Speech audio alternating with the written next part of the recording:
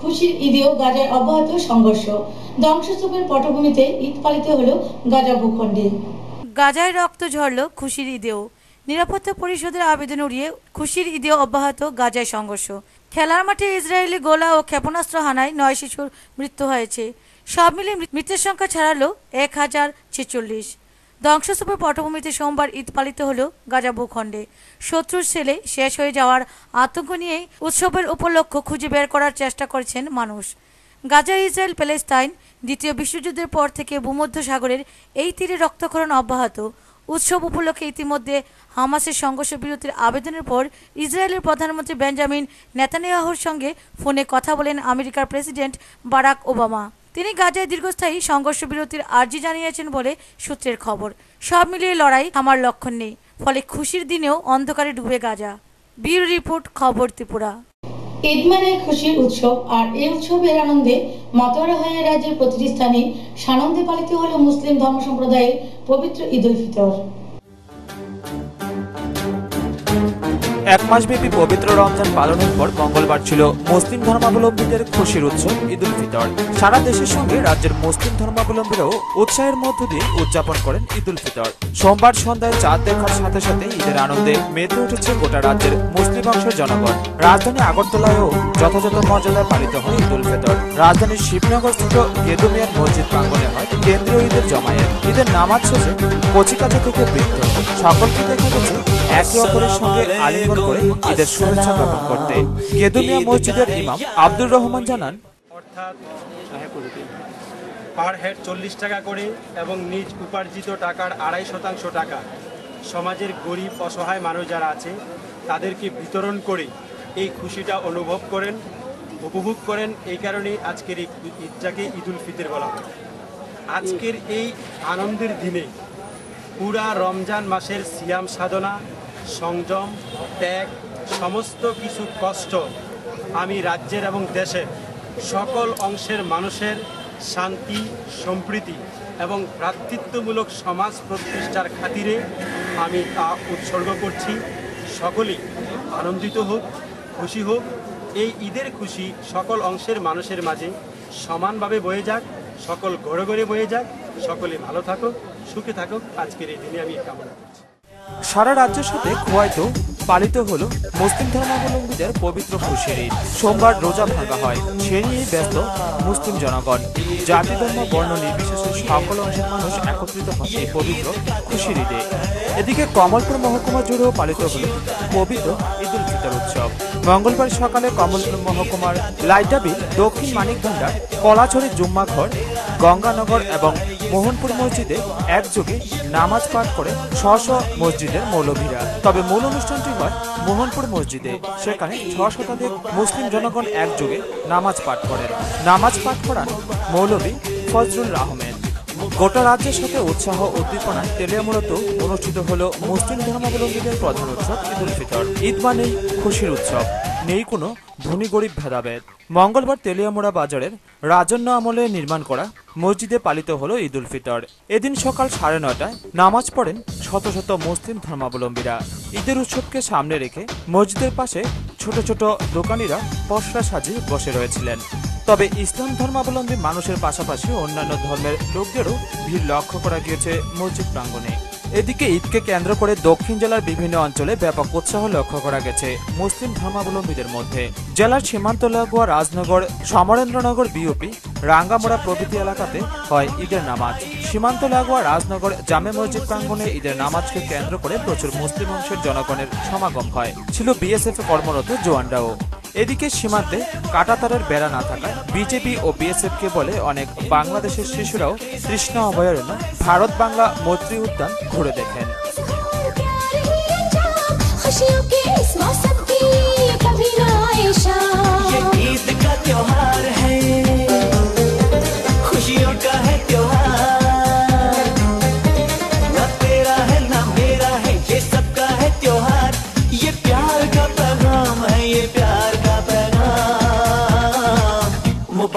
ईद मुबारक, मुबारक ईद मुबारक, हाय मुबारक ईद मुबारक, मुबारक ईद मुबारक।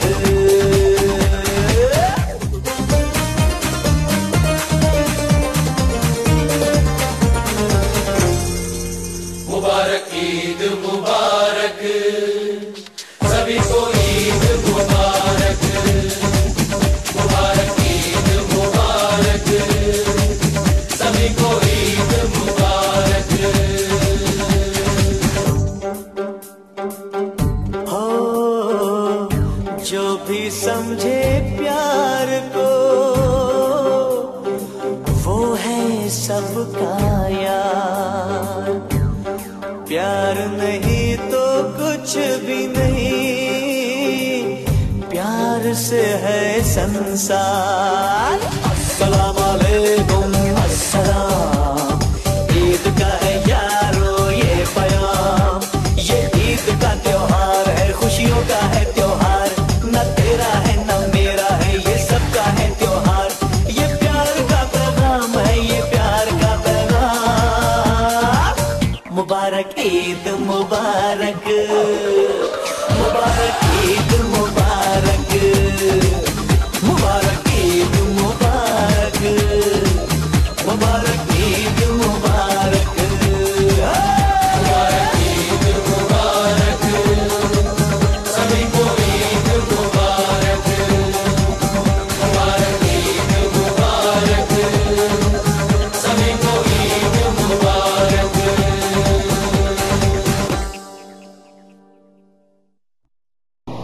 পবিত্র ঈদ উল ফিতর উৎসবের জন্য 5 দিনের জন্য বন্ধ রাখা হলো আখাউড়া ভারত বাংলাদেশ ইন্টিগ্রেটেড চেকপোস্টের আমদানি রপ্তানি বাণিজ্য। ঈদ উল ফিতরের জন্য 5 দিন বন্ধ থাকবে উত্তর পূর্ব ভারতের একমাত্র আন্তর্জাতিক আগরতলা আখাউড়া ভারত বাংলাদেশ ইন্টিগ্রেট চেকপোস্ট তথা আইসিপির আমদানি রপ্তানি বাণিজ্য। মঙ্গলবার মুসলিম ধর্মাবলম্বীদের পবিত্র ঈদ উল ফিতরের জন্য সোমবার 28 জুলাই থেকে বন্ধ হয়ে যায় আইসিপির আমদানি রপ্তানির কাজকর্ম। 1 আগস্ট শুক্রবার পর্যন্ত বন্ধ থাকবে কাজকর্ম। আইসিপির সূত্রে এই খবর জানা গিয়েছে। টানা 5 দিন ভারত বাংলাদেশের মধ্যে পণ্য আমদানি রপ্তানি বন্ধ থাকলেও এই 5 দিন সীমান্ত দিয়ে পাসপোর্টধারী যাত্রীদের আসা যাওয়া স্বাভাবিক থাকবে বলেও জানা গিয়েছে।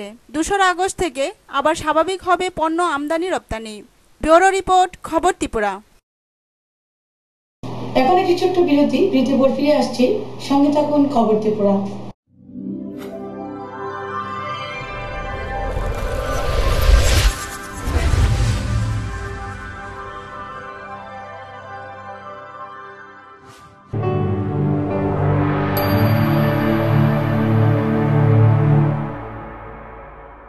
বিজ্ঞাপন বিরতির পর আবারও স্বাগত।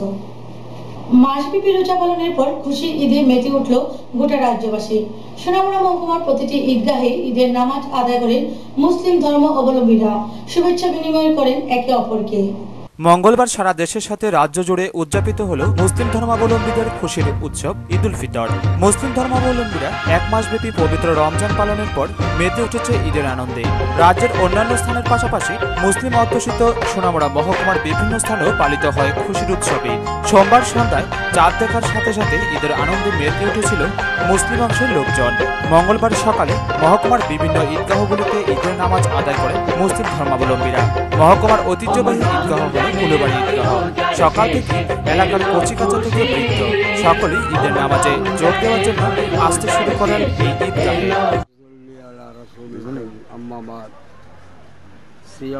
রোজা 1 মাস মুসলমান সমস্ত রোজা থাকবে, তারাবি পাঠ করবে এবং আল্লাহর রহমত 10 দিন রহমত, 10 দিন মাগফিরাত, 10 দিন নাজাত।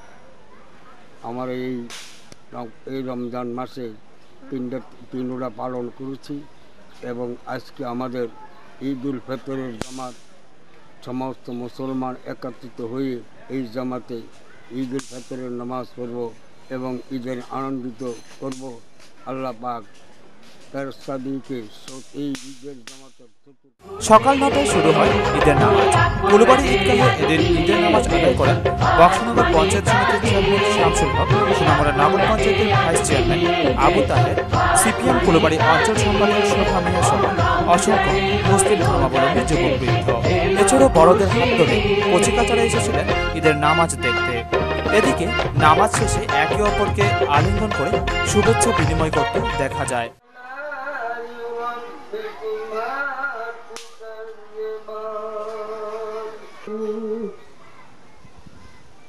قل هو الله أحد الله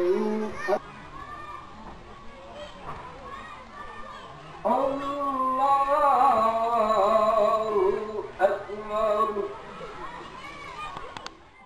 ঈদের নামাজ শেষে বক্সনগর পঞ্চায়েত সমিতির চেয়ারম্যান শামসুল হক বলেন, আজ আমাদের ঈদুল ফিতর মুসলিমদের বড় উৎসব।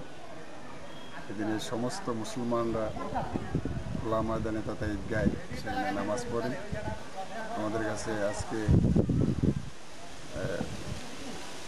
এই খুশির দিনে ইসরায়েলের কর্তৃক সে গাজায় যেভাবে নরহত্যা সেখানে করছেন, গণহত্যা সেখানে সৃষ্টি করছেন, আমি ওইটাকেও সেখানে নিন্দা করছি।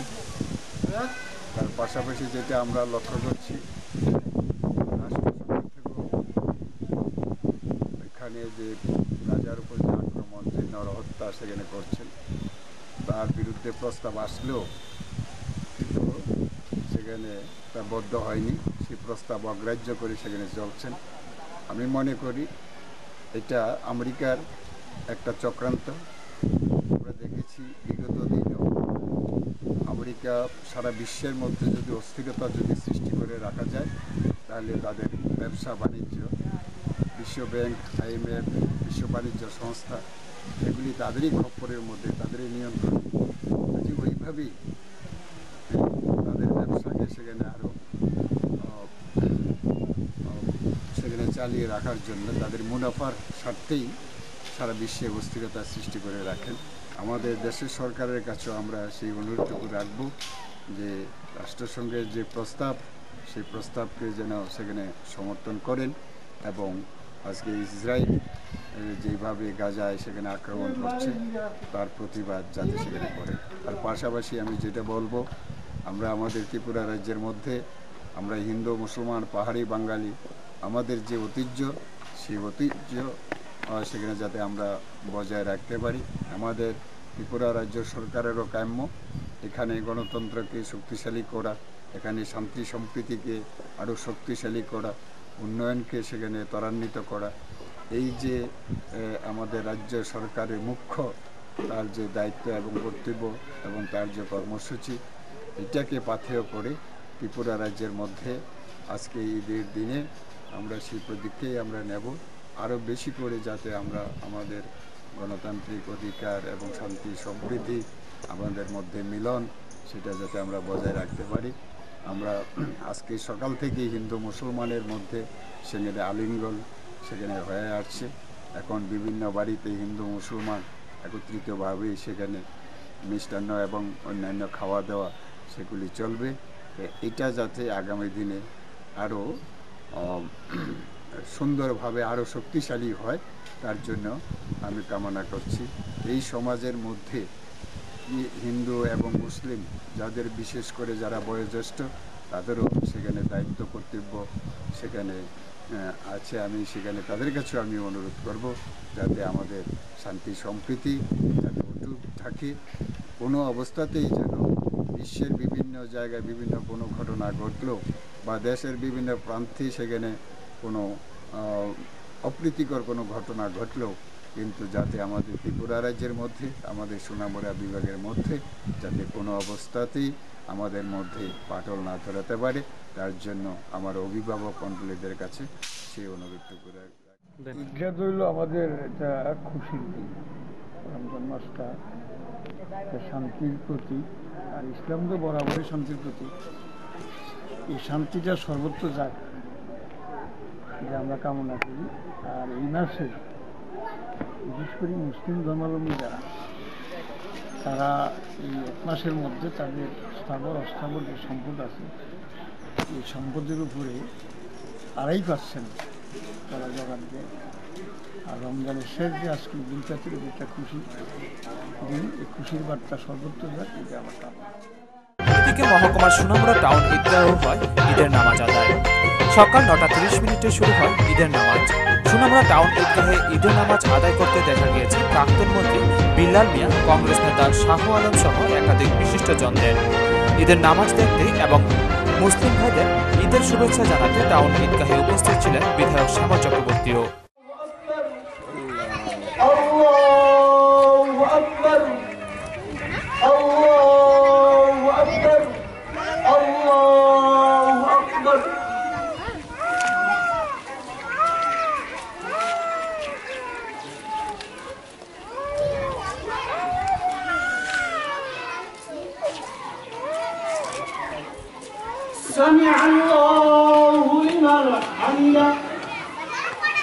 নামাজ শেষে সকলেই একে অপরকে আলিঙ্গন করে ঈদের শুভেচ্ছা বিনিময় করেন।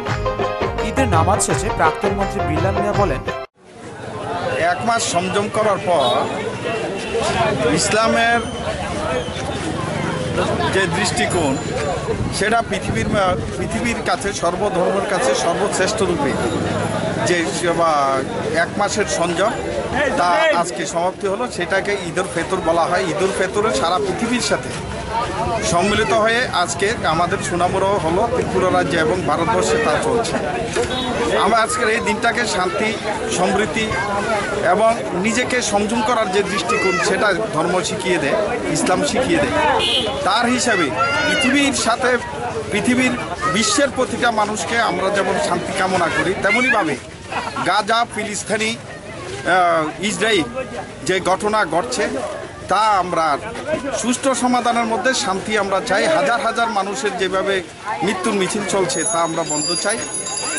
তেমনইভাবে ভারতবর্ষের মধ্যে শায়দাবাদে উত্তরপ্রদেশে যে ঘটনা কিছুদিন আগে ঘটলো, এই 2-3 দিন আগে, তাও আমরা সুষ্ঠু সমাধান চাই। বিধায়ক শ্যামল চক্রবর্তী বলেন, ঈদের শুভেচ্ছা জানাচ্ছি ধর্মাবলম্বীদের। গত 1 মাস যাবৎ রমজানের মাসে বিশ্ববাসীর জন্য সমতা এবং শান্তির আবেদন করেছেন। এটা হযরত মুহাম্মদের বাণী, শান্তি এবং সমতা, এই বাণীর জন্য চেষ্টা করেছেন, দোয়া করেছেন মানুষের জন্য। আজকেও নামাজে সারা বিশ্বের শান্তির জন্য, সমতার জন্য ওনারা দোয়া ভেঙেছেন। আমরা চাই যে তাদের এই যে আকাঙ্ক্ষা এটা যাতে কার্যকরী হয় সমস্ত জায়গায়, আমরা যাতে শান্তিতে থাকতে পারি। এখানে এটা মুসলিম ধর্মীয় লোকদের উৎসব হলে পরেও আমাদের রাজ্যে এই উৎসব হিন্দু মুসলমানের উৎসবে পরিণত হয়ে গেছে। এটা যাতে উত্তরোত্তর বৃদ্ধি পায়, আরো ভালোভাবে হয়, তার জন্য সবার প্রতি কামনা করছি।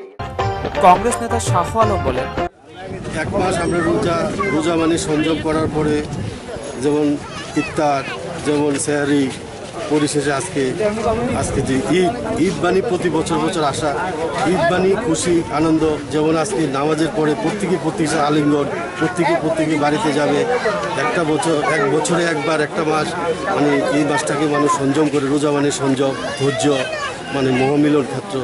যেমন আজকে সুনামুড়াতে আমাদের যে ঈদগাহ মাঠে, এখানে যেমন টাউন কেন্দ্রের ভিডিও গেছে, এখানে হিন্দু, মুসলিম, খ্রিস্টান, বৌদ্ধ প্রত্যেকের মধ্যে একটা মৈত্রীর বন্ধন, এটা আবদ্ধ। এবং আমরা রমজান মানে ধৈর্য, রমজান মানে সংযম, 1 মাস। আবার এই যে ঈদ 1 বছরের জন্য আবার অপেক্ষা, আবার আসবে। ঈদ মানে আনন্দ, উল্লাস, অতি উল্লাস, সবার মধ্যে একটা মনের মিলন, একটা ক্ষেত্র। এছাড়াও মহকুমার রাঙ্গামাটিয়া, বাসপুকুর, মাছিনা, শ্রীমন্তপুর সহ বিভিন্ন স্থানে চলে ঈদের নামাজ আদায়। নামাজ শেষে চলে একে অপরের বাড়িতে সেমাই, মিষ্টি সহ নানা মিষ্টান্ন জাতীয় খাবার খাওয়ার পালা। সব মিলিয়ে ঈদকে কেন্দ্র করে খুশি হওয়া বিরাজ করছে মহকুমার হিন্দু মুসলিম সকল অংশের মানুষের মধ্যে।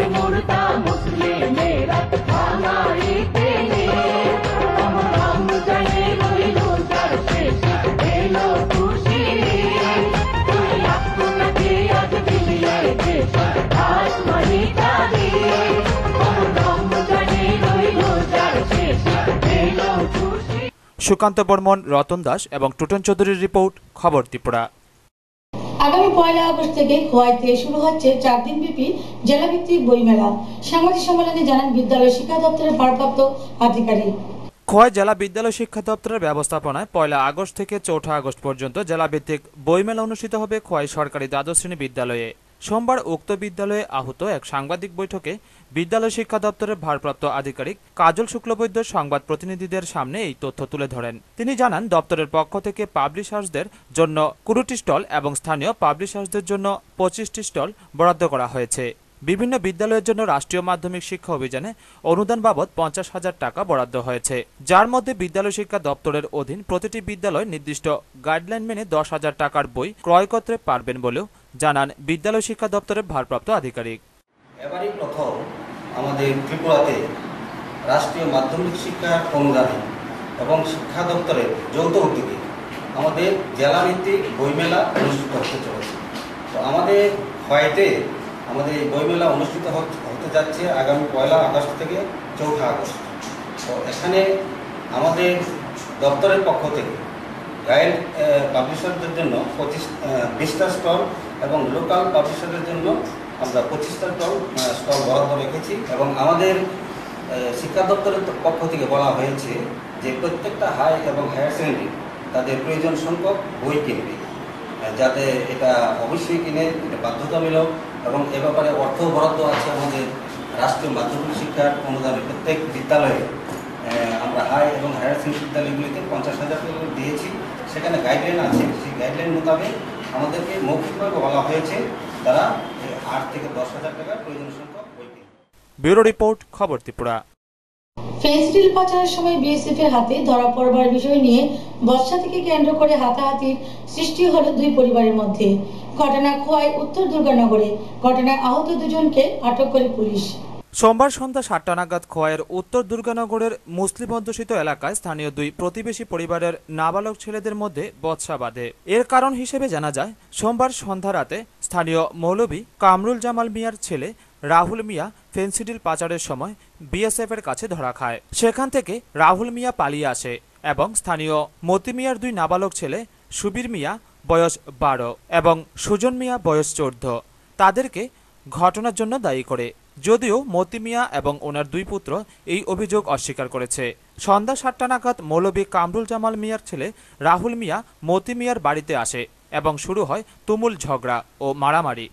খবর পেয়ে ছুটে আসে মৌলভী কামরুল জামাল মিয়া। উক্ত ঘটনার মাঝেই মৌলভী কামরুল জামাল মিয়া মাথার পেছনে আঘাত পান। ওনাকে প্রথমে খোয়াই মহকুমা হাসপাতালে এবং পরে জিবি হাসপাতালে স্থানান্তরিত করা হয়। তারপর পুলিশ ঘটনাস্থলে গিয়ে মতি মিয়ার দুই নাবালক ছেলেকে আটক করে থানায় নিয়ে আসে। তাদের দুজনের বিরুদ্ধে থানায় মামলা দায়ের করা হয়েছে। সুজন মিয়া আর সুবীর মিয়া বয়স তাদের বয়স 12+, একজনের 13+। তো এটাই আমাদের কাছে খুব খারাপ লাগছে যে বিশেষ করে মতি মিয়ার যে দুইটা নাবালক ছেলে, তাদেরকে ঈদের উৎসবটা পালন করার লিগা, তাদেরকে মুক্তি দেওয়ার লিগা খোয়াই থানার কর্তৃপক্ষের কাছে এবং আশাও বিশ্বাস করছিলাম, কিন্তু এই আমাদের এই আবদারটা, এই দাবিটা রাখছে না। এটা আমরাও সবাই দুঃখিত এবং গোটা ঘটনার জন্য আমরা দুঃখিত। পঁচিশে রাত বাজে 7টা হঠাৎ করে আই বাড়ির সামনে আইছি, আয়া দেখি মানে ওই মোল্লার পোলা আমার পোলাটা